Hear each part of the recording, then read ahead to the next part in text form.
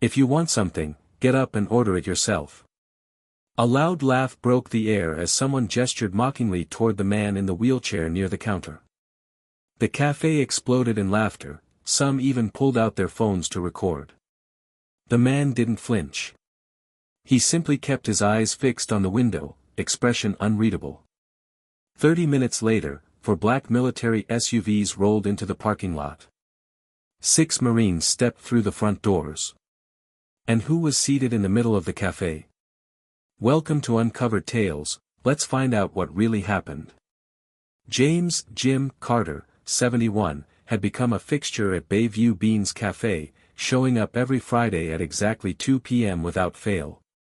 His routine never changed. He'd will himself over to table 6 by the big window, order a plain black coffee with a slice of apple pie, and spend the next hour and a half quietly watching the harbor, where Navy ships occasionally pulled in. This Friday marked 5 years of that ritual, 5 years of silent remembrance in a modest cafe tucked away in Pensacola, Florida. The staff knew him well. Polite. Respectful. Never a fuss. But what they didn't know, what no one really saw, was the emotional weight James brought with him every time, carried in the small wooden box that always rested in his lap. That box held pieces of his life, Marine Corps medals, time-worn photos of young soldiers in desert gear, and unsent letters addressed to the families of men who never came back. James had lost both legs during a mission near Kandahar, Afghanistan. A hidden explosive ended his 30-year service and took the lives of 2 Marines he had sworn to lead and protect. The desert sun had left its mark on his face, creased, sun-darkened, and lined with time. Physical pain still haunted him, but the real scars lived in his eyes. They told stories of loss, responsibility, and a quiet kind of peace that only comes from surviving what others couldn't. That Friday, the café was more lively than usual. A group of college students, fresh off their finals, filled the space with laughter and celebratory chatter. James moved through the crowd with practiced ease, his wheelchair gliding between chairs and tables. He nodded graciously as customers moved aside to make room. At table 6, he set down a small laminated card that read, "Veteran, please serve gently." It wasn't about asking for favors. It was a simple heads-up, a way to let the staff know his hand sometimes shook and that sudden movements could startle him. Just lingering effects of old battlefields. Chloe, the café's newest waitress, early 20s, a little shy, approached with a smile that tried to mask her nerves. "Good afternoon, sir." "The usual?" James nodded, his voice raspy from years of barking commands over helicopter rotors. "Thank you, young lady." At a nearby table, 3 sharply dressed men in their 30s watched the interaction. One elbowed another and whispered something under his breath, prompting quiet snickers. James didn't acknowledge them, his focus stayed on lining up his wooden box perfectly along the edge of the table. "Would you look at that," one of the men said, making sure he was loud enough for others to hear. "Getting the royal treatment. What kind of vet needs a wheelchair to fish for sympathy?" Chloe paused mid-pour, eyes flicking nervously from James to the trio of men. "It's all right," James said calmly, voice low. "Go ahead." His lack of reaction only seemed to encourage them. The ringleader spoke up again, even louder this time. "Imagine needing a card to beg for special service. My grandfather fought in Vietnam, never once asked for a damn thing." For a second, the café went still. A few heads turned, eyes shifting between the bullies and the older man by the window. But nobody stepped in. James pulled his box a little closer, guarding it like it held something sacred. Then, with the same composure he had used in combat zones, he took another sip of his coffee and stared back out toward the sea. Their taunts didn't stop. In fact, his calm demeanor only seemed to fuel them. They began tossing around theories. Maybe he wasn't a real veteran, maybe he just liked playing the victim. Chloe returned, voice barely above a whisper. "Sir, would you like me to ask them to stop? Or maybe get the manager?" James looked up, that weathered smile touching his face again. "No need, miss. A time ago, words like that might have cut deep. But I've lived through worse. Far worse. He turned his attention back to the harbor, as though the noise behind him had already faded into the background. The wooden box stayed firmly beneath his palm. Some people choose silence, not because they're weak, but because they've already survived things most can't imagine. As James continued sipping his coffee, the men at the nearby table grew bolder. The tallest one, wearing a designer watch and a smug look like he'd never been told no in his life, pulled out his phone and hit record. "Ladies and gents," he said, sarcasm thick, "we've got ourselves a bona fide American hero right here. Needs a pity card just to get his caffeine." His friends laughed on cue. A few other patrons shifted awkwardly but stayed quiet. No one spoke up. James reached for his fork. His hand trembled slightly, likely the result of age, maybe lingering nerve damage. The utensil slipped, clinking softly against the floor by his chair. "Why don't you stand up and get it yourself?" one of them yelled, sparking another round of laughter. James paused, eyeing the situation with the same precision he might have used during a tactical op. The fork was just out of reach. Retrieving it would require backing up, adjusting, and likely disturbing others. With the same deliberate calm that once guided him through live minefields, James slowly began adjusting his wheelchair, carefully maneuvering to reach the fork without disturbing those around him. Before he could get far, Chloe rushed over. "Please, sir, let me grab that for you." James paused and looked up at her, his gaze steady and sincere. "It's okay. I've been doing this a long time." His reply, soft-spoken, free of bitterness or pride, fell into the hush that had suddenly taken hold of the café. For a fleeting moment, even the loudest voices went quiet, subdued by something far more powerful than anger. In the corner, an older woman who'd been sitting alone watched James more closely. Her expression shifted subtly as her eyes landed on the small bronze pin on his lapel, a symbol from a once-renowned Marine unit, decommissioned years ago. Recognition dawned. Without saying a word, she stood, quietly stepped outside, and raised her phone to her ear. But the silence didn't last. The three men, clearly unsettled by the unexpected stillness they had created, decided to lean in harder. The ringleader uploaded a clip to social media with a caption dripping in mockery. "Coffee shop warrior, cheap drama." It didn't take long. Within minutes, notifications started lighting up his phone like fireworks. "Check it out. We're blowing up," he bragged, beaming. People love when fake heroes get called out. Meanwhile, James methodically worked his way through the slice of apple pie. His face gave nothing away, seemingly indifferent to the sneers around him. But a closer look revealed otherwise, his clenched jaw, the precise way he straightened his wooden box, subtle signals that he heard every word, felt every insult. Across the café, a man in plain clothes sat at the counter, watching the scene with quiet intensity. When James opened his box to glance at his watch, briefly revealing a set of worn military medals, the man's brow lifted ever so slightly. He paid for his coffee, walked outside, and dialed a number. "Captain, it's Reynolds. You're not going to believe this, I just saw James Carter at Bayview Beans." "Yes, that James Carter. Fallujah. No question, he's got the same wooden box." "They're mocking him, sir. Badly. I'm staying put." Back inside, things were only getting worse. One of the hecklers crumpled up a napkin and tossed it straight into James's open box, the paper landing perfectly among its contents. One corner of a weathered envelope now peeked out, its faded handwriting barely visible. "If I never make it back, Jim is the man to trust." James's hand moved with surprising swiftness, closing the lid with white-knuckled fingers. For a heartbeat, something flickered across his face, a flash of pain or fury, but then it was gone, replaced by his usual composed stillness. "Oh. Did we hit a sore spot?" the leader sneered. "What's in the box, old man? Your participation trophies?" A few customers began to rise from their seats, collecting their belongings with quiet unease. They didn't want to be part of whatever this was becoming, but they weren't stepping in either.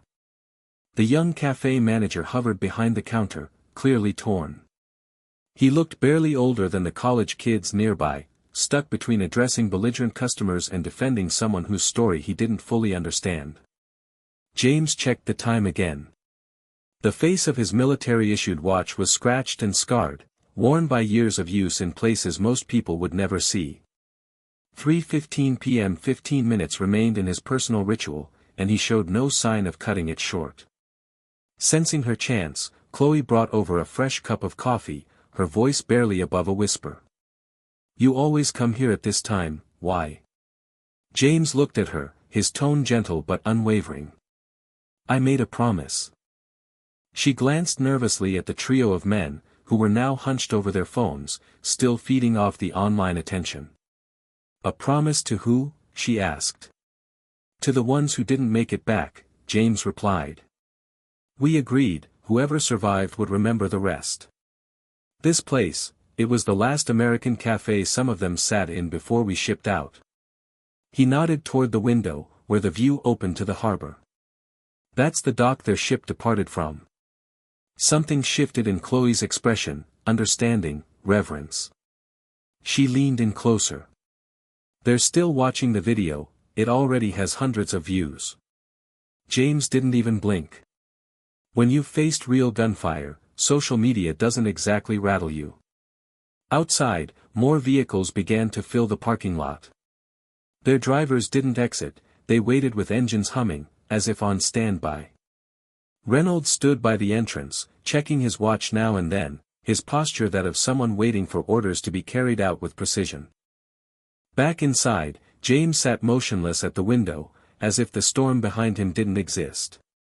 His gnarled hand still rested protectively atop the wooden box, guarding stories, lives, and promises that no viral smear campaign could ever tarnish. Then came the breaking point. The tallest of the three hecklers, likely emboldened by the likes and retweets piling up, walked right up to James's table.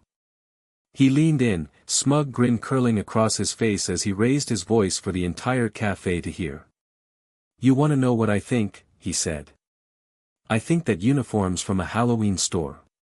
James turned his head and met the man's eyes directly. There was no anger. No fear. Just the cold, steady focus of a man who had once scanned ridgelines for threats. He didn't say a word. "Real soldiers have discipline," the man sneered, clearly enjoying the attention. "They have backbone. They don't go around flashing sympathy cards for better service." A few customers shifted uncomfortably, avoiding eye contact. Embarrassment rippled quietly across the room. Chloe stood nearby, clutching the coffee pot tightly, unsure whether to act or simply stay out of it. One of the heckler's friends angled his phone at James, camera rolling. "Say something for the followers, hero," he mocked. "This stolen valor content is trending."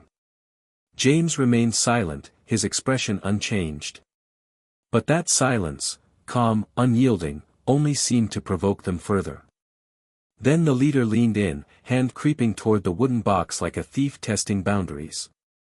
"What's so important in here, huh? Let's see these so-called medals." Before his fingers could touch the lid, James's hand moved like a flash. He gripped the man's wrist, not to hurt, not to strike, but with firm, controlled authority. The kind of grip that came from years of combat training, from knowing when restraint speaks louder than force. "Not this," James said quietly. "Not ever." The room collectively flinched. The heckler jolted backward, yanking his arm free like he'd touched a live wire. "You all saw that, right?" he shouted, scanning the room for allies. "He just grabbed me. That's assault. I'm telling the manager, this guy's a threat." But no one rushed to his defense. And then came the rumble, low and synchronized, like the sound of an oncoming storm. Heads turned toward the wide front windows as four sleek black military SUVs rolled to a stop in perfect formation. Behind them, a command jeep arrived, flying a Marine Corps flag high and proud. Every conversation in the café died. The door opened. 6 Marines in full dress uniforms stepped inside, their posture flawless, their steps measured. The decorations on their chests shimmered under the café's warm lighting, telling quiet stories of combat, sacrifice, and honor. Leading them was an older man with silver hair and a presence that demanded respect without ever raising his voice. His eyes swept the café before locking onto one person, James. The hecklers, now ghost pale, quickly ducked back to their table. One scrambled to delete the video, panicked fingers fumbling across the screen. The silver-haired Marine stepped forward and saluted crisply. "Sergeant Major Carter, Alpha Company, 3rd Battalion," he said with formal respect. "Sir, we apologize for arriving later than expected." The other Marines followed suit, forming a solemn half-circle around James's table, each offering their own salute. The officer turned slightly, addressing the entire café as his voice rang out, calm but resolute. "Sergeant Major Carter led one of the most courageous rescue missions in recent Marine Corps history. Fallujah, 2004. 12 of us were trapped behind enemy lines. We were written off, no way out." He paused, letting the words settle over the silent room. But Carter went back. Alone. Against orders. He cleared buildings, created a path, and found us. He took 2 bullets that day and still refused evacuation until every last Marine was safe. His voice caught, just for a moment. When our evac helicopter came under RPG fire, Carter shielded 2 wounded men with his body. That's how he lost his legs. But he saved every one of us. From a polished case, the officer removed a Navy Cross, glinting in the light. This medal should have been awarded years ago. Delays, paperwork, and Carter's own refusal to seek attention kept it from happening. He turned back to James. "Today, we correct that." With reverent care, he placed the medal in James's weathered hands. A young Marine stepped forward next, his voice shaking slightly. "Sergeant Major Carter pulled me from the wreckage after our convoy hit an IED. 15 years ago. I've waited this long just to say thank you." No one in the café moved. Time seemed to pause as each Marine stepped up, one by one, sharing what James had done for them. Their words were short, but heavy with meaning. Some patrons wiped away tears in silence. The 3 hecklers sat hunched and small, staring at the floor, no longer the loudest voices in the room, just the most ashamed. Finally, when the last Marine had finished, James spoke. "These aren't for me," he said, his voice calm but resolute. "They belong to the ones who didn't come home. I'm just holding their place." Behind the counter, Chloe stood frozen, tears streaking down her face. When James glanced her way, she stepped forward, voice trembling. "I'm so sorry," she said softly. "I should have done something. Should have stopped them sooner." James offered a faint smile, his tone gentle. "You've already done more than you realize. You've kept a table open for remembrance, every Friday, for 5 years. That means something." Then, slowly, one of the hecklers stood, awkward and remorseful. His arrogance finally broken. "Sir. We didn't know. That video, I'll delete it. Right now." James studied the young man for a long moment before responding. "Leave it up," he said quietly. "Let people see what happens when we make assumptions about strangers. Maybe next time, someone will think twice before passing judgment." The café manager, finally mustering the courage he'd been searching for all afternoon, stepped forward. "Sergeant Major, you're not paying for anything here. Not today. Not ever again." James gave a small shake of his head. "I appreciate it, son. But I'll settle my bill like anyone else. I didn't spend my life in uniform to be treated differently." As the Marines prepared to leave, their mission fulfilled, the silver-haired officer leaned down beside James's chair. "If it's all right with you, "We'll be back next Friday," he said. "Some debts can never be fully paid, but we'd like to try." For the first time that day, the stoicism in James's face gave way to something softer, just the hint of a smile. Table 6. 1400 hours. And bring stories of the others. Once they had gone, James remained right where he was, completing the full 90 minutes of his routine without cutting a second short. The hecklers, however, slipped out quietly. Their phones were now buzzing with angry replies and reposts, the truth about James spreading like wildfire across local platforms. Before he left, Chloe returned to his table one last time. "May I ask, what's inside the box? The one you've kept so close this whole time?" James hesitated, then slowly opened the lid. Inside were medals, yes, but also a handful of personal treasures, a scuffed baseball, an old poker chip, a scratched Zippo lighter, and a folded sonogram. "These belong to men who asked me to remember them," James said softly. "Things they carried for luck, or love. I made them a promise, and until we meet again, I intend to keep it." Chloe nodded, a deeper understanding settling over her. "And that's why you come back every Friday, to keep that promise." Same table. Same time, James confirmed. He closed the box gently and added. "Because somewhere out there, they're watching, making sure I never forget." As James began wheeling toward the exit, a quiet ripple passed through the café. One by one, customers stood, not out of obligation, but out of silent, sincere respect for the man they had overlooked for years. Some moments in life force a room to go still, not because someone shouted, but because everyone suddenly sees what they had missed. I'll never forget the stillness that settled over that café the moment they saluted him. In the weeks that followed, Bayview Beans changed in ways no one had seen coming. Table 6, James's regular spot, now had a bronze plaque mounted on its edge. Reserved for those who served. When James wasn't there, the table remained open exclusively to military veterans. Nearby, a framed photo of James receiving his Navy Cross was placed on the wall. The caption beneath it read, "Not all heroes wear their medals." And just as they promised, the Marines came back the following Friday. 6 of them this time, representing different generations of service, joined James at a second table pulled alongside his own. Their conversations were low and personal, occasionally marked by quiet laughter, the kind that only comes from people who've seen the worst and lived to remember those who didn't. A new tradition had begun. Every Friday at 2 p.m., James arrived first, as always, and took his place at table 6. By 2:15, others followed. Marines in plain clothes, their posture still military sharp, came to sit beside him. Sometimes there were 3. Sometimes 10.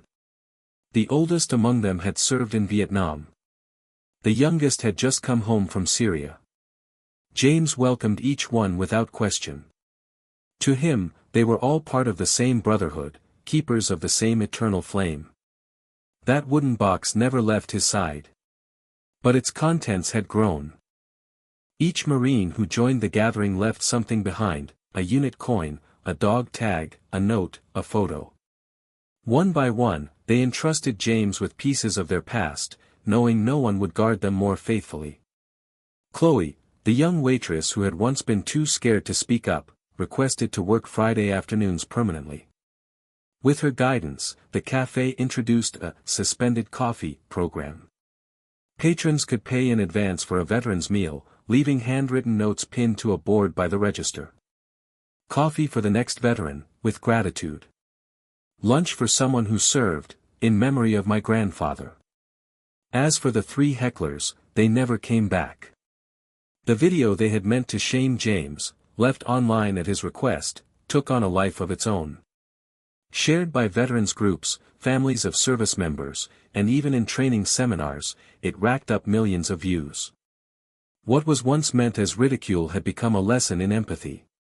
James, however, didn't change much. He still showed up every Friday at the same time. He still ordered a black coffee and a slice of apple pie. And he still spent exactly 90 minutes in quiet reflection. But now, he was never alone.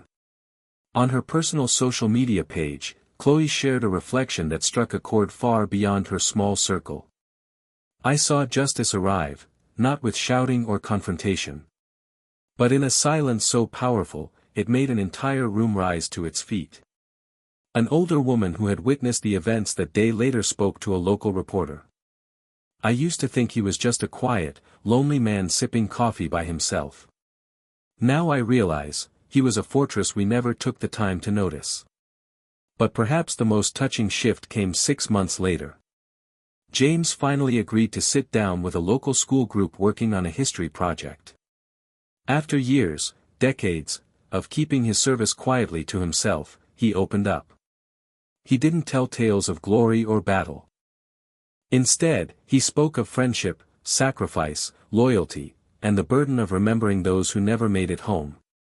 When a wide-eyed 10-year-old asked him why he didn't speak up when people insulted him in the café, James gave the kind of answer only someone who's seen real suffering can offer. When you've held a dying friend in your arms. Words like that lose their ability to hurt you. I've been wounded by professionals. Another child asked him what he hoped people would remember about veterans like him. James paused for a moment, then replied thoughtfully. That we're still keeping promises we made a long time ago. On battlefields most people don't even remember. How many people walk among us quietly carrying the weight of ridicule, disrespect, and silence, simply because the world has forgotten how much they've already given. The story of Sergeant Major James Carter reminds us that real heroism doesn't wear a spotlight. It doesn't shout or ask for special treatment. It doesn't even expect recognition. More often than not, it sits quietly across from us, faithfully honoring vows the rest of the world never even knew existed. And while the image of Marine standing tall to salute him may be the moment that stays with most people, what truly lingers for me is James's commitment to that small table by the window. He returned every week, not for attention, not for thanks, but because he had made a promise, and he intended to keep it. In a culture obsessed with quick outrage and shallow praise, his steady, quiet presence was something else entirely. Something timeless. He didn't need likes, shares, or public validation.